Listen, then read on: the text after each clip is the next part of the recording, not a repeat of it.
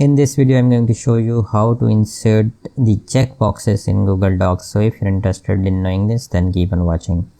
Now, inserting the checkboxes within the Google Docs, for that you need to first place the cursor where you want to insert that checkbox, and then you need to go to the insert menu.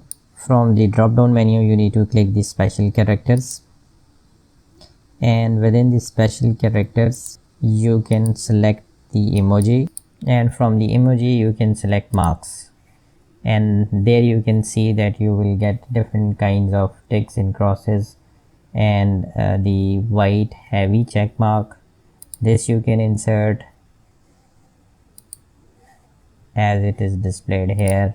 And if you want to insert like this one, you can insert that also.